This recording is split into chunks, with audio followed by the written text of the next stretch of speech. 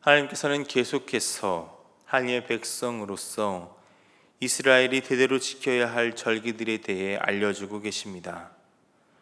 오늘은 우리에게 오순절로 더 익숙한 77절과 나팔절에 대해서 알려주시는 말씀입니다. 15절과 16절을 보면 하나님께서는 특별한 날짜 계산법을 말씀하십니다. 어제 함께 나누었던 초실절 이후로 7 안식일의 수요를 채우고 그 이튿날까지 합하여 50일을 계수하여 드리는 절기라고 말씀하십니다. 이렇게 7일을 보내는 안식일을 7번 지내고 드리는 절기라 이날을 77절이라고 합니다. 그리고 50일째 드리는 절기라서 오순절이라고도 하죠. 또한 이때 16절 끝부분을 보면 새 소재를 여호와께 드리라고 말씀하십니다. 초실절 이후 50일이 되는 무렵은 새로운 추수가 시작되는 시기입니다. 보리 추수를 마치고 밀 추수를 시작하는 때입니다. 밀을 추수한 다음 그 첫 수확물을 하나님께 드리는 날이라고 해서 또한 이날을 맥추절이라고도 합니다. 이렇게 여러 이름으로 불리는 77절은 다른 7개의 절기와 다른 점이 하나가 있습니다. 17절의 말씀을 보겠습니다. 너희 처소에서 10분의 2 에바로 만든 떡 2개를 가져다가 흔들지니 이는 고운 가루에 누룩을 넣어서 구운 것이요 이는 첫 요제로 여호와께 드리는 것이며 라고 말씀하십니다. 떡 2개를 요제로 드리라고 말씀하시죠. 여기까지는 특별한 것이 없어 보입니다. 그런데 이 말씀을 자세히 보면 누룩을 넣어서 구운 것이라고 설명합니다. 즉 유교병을 제물로 드린다는 것입니다. 성경에서 누룩은 부풀어 오르는 것으로 죄나 부패를 상징하기 때문에 소재의 제물로 드리는 것에 누룩을 넣을 수는 없었습니다. 그런데 예외적으로 77절에는 누룩이 들어간 떡을 소재로 드립니다. 하나님께서는 왜 이 77절에만 누룩을 넣은 유교병을 소재로 드리라고 하신 것일까요? 유교병은 이스라엘 백성들이 그들의 일상에서 먹는 음식입니다. 다시 말하면 그들의 매일의 삶을 세우시는 하나님께 그들의 일상에서 먹는 음식을 드림으로 풍성한 추수를 허락하심, 그들의 일상을 채우시는 하나님께 감사하는 마음을 가져야 하는 제사라고 알려주고 계신 것입니다. 오늘 우리 또한 하나님께서 우리의 필요를 채우시며 부족함 없이 베푸시는 하나님의 은혜를 매일의 삶에서 경험하게 됩니다. 77절을 통해 우리는 이렇게 매일의 삶을 채우시고 도우시는 하나님의 은혜에 감사해야 함을 보게 됩니다. 우리 그리스도인의 삶은 감사의 삶이 되어야 합니다. 오늘 우리에게 주어진 모든 것은 하나님의 은혜임을 기억하며 작은 것 하나에도 감사를 고백해야 됩니다. 자꾸 우리에게 불평과 불만의 소리를 나오게 하는 사탄의 속임수에 넘어가 우리의 입술이 죄를 짓지 않도록 항상 끼어 있어야 한다는 것입니다. 오늘 우리의 감사의 제목들이 있을 것입니다. 그것들을 떠올리며 감사의 찬양을 하나님께 올려드리는 여러분이 되시기를 바랍니다. 다시 말씀으로 돌아와 이렇게 제사 때 드리는 요제물을 알려주시고 18절부터 20절의 말씀으로는 7절 당일에 드리는 다른 제물과 제사에 대해서 알려주십니다. 그리고 21절의 말씀과 같이 이날 또한 거룩하게 지키며 모든 노동을 하지 않고 거룩한 모임의 날 성회로 선포하게 하십니다. 이렇게 77절에 대한 모든 규례가 마무리될 즈음에 하나님께서는 또 특별한 것을 알려주십니다. 22절의 말씀을 보겠습니다. 너희 땅에 곡물을 벨 때에 반 모퉁이까지 다 베지 말며 떨어진 것을 줍지 말고 그것을 가난한 자와 거래민을 위하여 남겨두라. 나는 너희의 하나님 여호와이니라. 밀을 추수할 때 모두 거두지 말고 남겨두라고 말씀하십니다. 또한 떨어진 것 역시 그대로 남겨두라고 하십니다.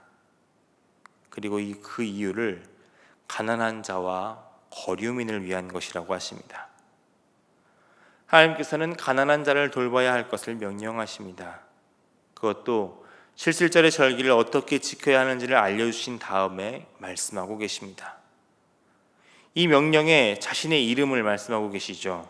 하나님께서 나는 너희 하나님 여호와이니라 라고 말씀하시는 것은, 그러니까 너희는 하나님의 백성이니 반드시 나의 이름으로 명령한 이 말씀을, 이 명령을 따라야 한다라는 것입니다. 그 정도로 강하게 표현하고 계신 것이죠. 77절은 하나님의 은혜로 말미암아 추수의 기쁨을 누리는 절기입니다. 하나님의 도우심이 있었기에 풍성한 추수의 기쁨을 누리게 되었습니다. 그 기쁨을 자신과 친지들만 누리는 것이 되어서는 안 된다는 것을 명령하시는 것이죠. 풍성한 추수의 계절에 혹여 누구 하나 소외되어 그 풍성한 때에 도리어 굶주림을 경험하는 이들이 생겨나지 않도록 하나님께서는 이 율법을 말씀하신 것입니다. 하나님의 사랑이 가장 낮은 곳까지 흘러가 모두가 하나님께서 주시는 풍성한 기쁨을 누리도록 명령하고 계신 것이죠. 그것이 하나님의 뜻이고 하나님의 백성이 따라야 할 삶임을 가르치시는 것입니다. 지난 주일에 함께 나누었던 말씀 중 빛을 탕감받은 종에 대한 말씀을 기억하실 것입니다. 우리는 이렇게 긍휼을 베푸는 것에 인색해서는 안 됩니다.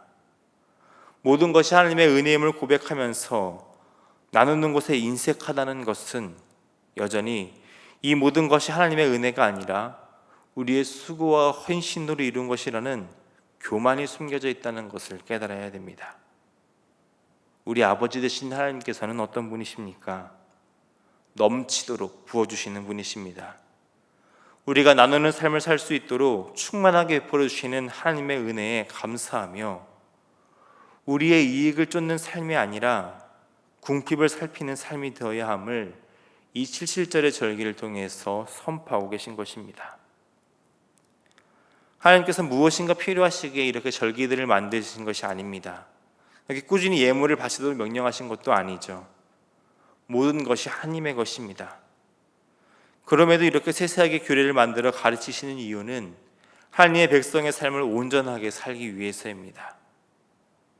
77절이 가지고 있는 의미도 그러합니다. 매일의 삶에서 우리의 필요를 채우시고 풍성하게 기쁘시는 하나님의 은혜에 감사하는 삶을 살아야 함을 가르치십니다. 또한 우리에게 허락하신 이 풍성한 은혜를 이웃과 함께 나누며 돌보는 삶을 살아야 함을 가르치고 계십니다. 이 가르침을 하나님께서는 대대로 지킬 규례라고 말씀하십니다. 부모된 우리가 하나님의 백성의 삶을 온전히 살아갈 때 우리의 자녀 또한 이 거룩한 삶을 본받아 하나님의 자녀로 온전히 자라날 것입니다. 이 놀라운 축복이 우리의 가정에 충만하기를 소망합니다. 이제 마지막으로 하나님께서는 나팔절 절기를 지키는 법을 알려주십니다. 24절을 보겠습니다.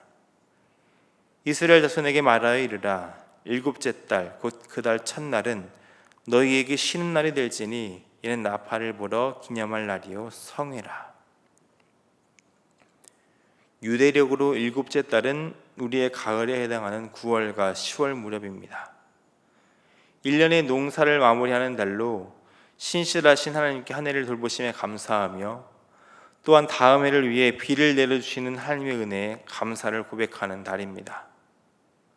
또한 이 7월 첫날은 우리에게 있어서 정월 초하루, 즉 새해의 첫날이기도 합니다.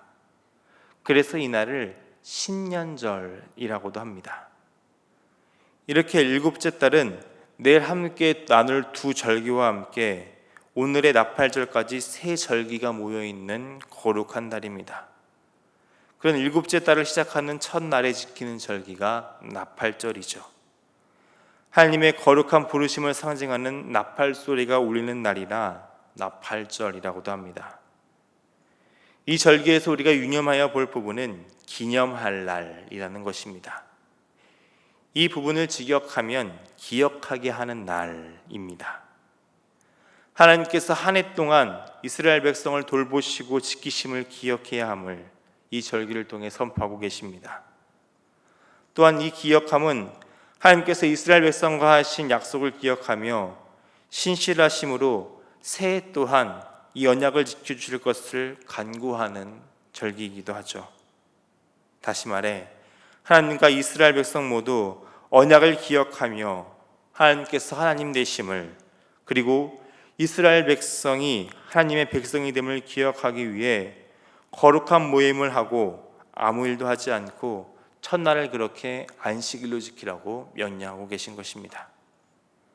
경건한 마음으로 새해 첫날을 안식으로 지키며 새로운 한 해에도 신실하신 하나님께서 베푸신 은혜를 사모하며 하나님의 백성으로서의 부르심을 기억하는 날이 바로 이 나팔절이라는 것이죠. 오늘 이렇게 실질절과 나팔절을 살펴보았습니다.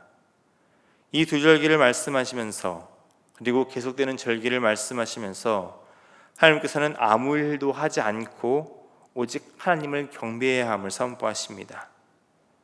하나님의 뜻이 무엇인지 집중하며 하나님의 말씀에서 우리 삶의 방식을 찾고 그에 따르는 삶을 온전히 살아야 함을 말씀하시는 것이죠. 특별히 나팔은 군대가 행진할 때 불리는 것이었습니다. 나아가야 할 때 멈춤을 이야기하고 계시죠. 이것은 단순한 심이 아닌 온전히 하나님의 뜻에 따라 우리의 모든 삶의 방식을 맞추어야 하기 위한 일시정지입니다. 그리고 새롭게 시작하라는 것이죠. 7절을 통해 하나님께서 베푸신 은혜에 감사하는 삶과 베풀어 주신 은혜를 이웃과 함께 나누는 삶의 방식이 우리의 삶의 방식이어야 함을 하나님께서는 말씀하십니다. 그리고 나팔절을 통해 하나님의 신실하심을 기억하며 한 해를 하나님의 백성으로 그 부르신 자리에서 하나님의 뜻을 기억하며 실천하는 삶이 우리의 삶의 방식이 되어야 한다고 또한 전하고 계십니다.